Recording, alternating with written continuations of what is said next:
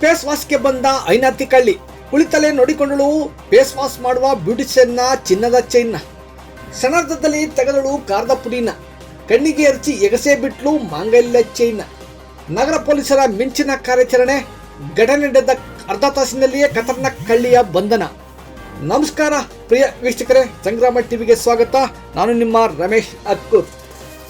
ಬೆಂಗಳೂರು ದಕ್ಷಿಣ ಜಿಲ್ಲೆ ಚನ್ನಪಟ್ಟಣ ನಗರದ ಎಂಜಿ ರಸ್ತೆಯಲ್ಲಿರುವ ಕೃತಿಕಾ ಹರ್ಬಲ್ ಬ್ಯೂಟಿ ಪಾರ್ಲರ್ನಲ್ಲಿ ನಡೆದಿರುವ ಪ್ರಕರಣ ಇದಾಗಿದೆ.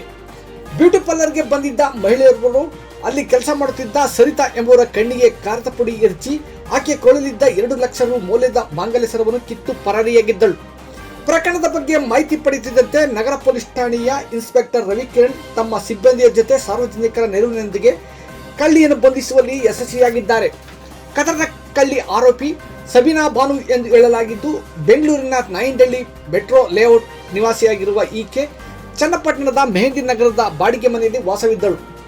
ಆರೋಪಿಯಿಂದ ಚಿನ್ನದ ಮಾಂಗಲ್ಯ ಚೈನ್ ವಶಪಡಿಸಿಕೊಂಡು ಆಕೆಯನ್ನು ಬಂಧಿಸುವಲ್ಲಿ ಪೊಲೀಸರು ಯಶಸ್ವಿಯಾಗಿದ್ದಾರೆ. ಆರೋಪಿಯಿಂದ ಚಿನ್ನದ ಮಾಂಗಲ್ಯವನ್ನು ವಶಪಡಿಸಿಕೊಂಡು ಆಕೆಯನ್ನು ಬಂಧಿಸಿ ನ್ಯಾಯಾಂಗ ಬಂಧನಕ್ಕೆ ನೀಡಿದ್ದಾರೆ.